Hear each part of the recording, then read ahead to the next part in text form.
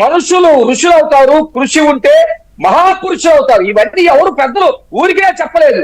74 సంవత్సరాల వయసులో చంద్రబాబు నాయుడు గారు ఏ ప్రజలైతే అవమానానికి గురయ్యారో ఆ ప్రజల వైపు ఉన్నారు.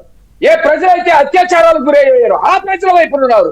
ఎక్కడ సమాజంలో సహజ వనరులు దోపిడీ అవుతున్నాయో అక్కడ ప్రజల వైపు నిలబడ్డారు. ఇన్నిటి వైపున నిలబడి 74 సంవత్సరాల వయసులో కృషి పట్టుదలతోటి ఇంత పెద్ద మనసుతో ఇంత ప్రజాస్వామ్యం నిలబడాలి, వాళ్ళ మైండ్ సెట్ ఇన్ని చేశారు కదా, వాళ్ళు నిలుపుకున్నారా? కనీసం సభలో కాసేపు కూర్చున్నారా? సభా మర్యాదను పాటించారా? పులివెందుల ప్రజలు బాబు ఎల్లు మా సమస్యలు పోరాడు నిన్న ఎమ్మెల్యేగా పంపిస్తే ఆ పులివెందుల ప్రజల కన్నా కూడా ఆయన న్యాయం చేశారా? కాసేపు సభ అంటే నేను ఇప్పుడు సభా వాదోపవాదాలు జరగకపోయినా ఆ దేవాలయాన్ని ఆయన గౌరవించలేదు కదా, కూర్చోలేదు కదా. నేనేమంటానంటే పులివెందుల్లో జగన్మోహన్ రెడ్డి హంతకుడైనా రౌడీ అయినా లేకపోతే చంద్రబాబు నాయుడు గారు లాంటి సౌమ్యుడైనా మీలాంటి స్త్రీ అయినా లేకపోతే నాలాంటి ఒక వర్గానికి సంబంధించినటువంటి మనిషి అయినా ఆ సభలోకి వెళ్ళిన తర్వాత సభా సాంప్రదాయాన్ని పాటించాల్సిందే. ఇది రాజ్యాంగం చెబుతుంది.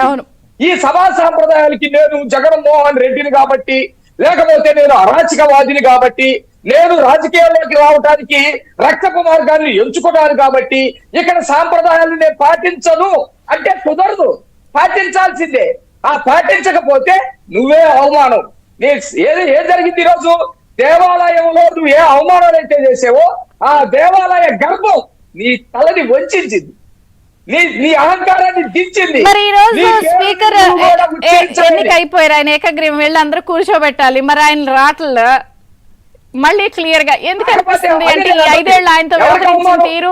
2 రోజుల క్రితం కూడా ఆయన పార్టీ వాళ్ళతో మీటింగ్ పెట్టుకున్నప్పుడు కూడా అయ్యన్న గారి గురించి మాట్లాడారు. ఇవన్నీ మొహం చెల్లుబాటు కాక చూపించాల్సి వస్తుందనా ఈ రోజు డుమ్మా?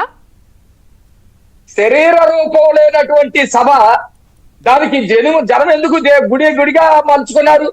ప్రజాస్వామ్యాన్ని రాజ్యాంగంలో దాన్ని ఒక దేవాలయంగా ఎందుకు మలుచుకున్నారు? ఆ దేవాలయంలో నువ్వు చేసిన అవమానాలు నువ్వు అడుగు పెట్టగానే నీకు గుర్తుకొచ్చింది. నీ ఒళ్ళంతా షేక్ అయిపోయింది. నీ పేరు జగన్మోహన్ రెడ్డి, జగన్ రెడ్డి అనే సంగతి మర్చిపోయి జగన్మోహన్ అనే మేలు అనే దగ్గరికి తడబాటు పడ్డావంటే ఆ సభకి ఉన్నటువంటి పవర్ అలాంటిది. ఒకటి. రెండోది, సభా సాంప్రదాయాలు ఉన్నాయి. సాంప్రదాయాల ప్రకారం నడుస్తుంది. సాంప్రదాయాల్ని మళ్ళీ చంద్రబాబు నాయుడు గారు పునాది చేసి నడిపిస్తా ఉన్నాడు.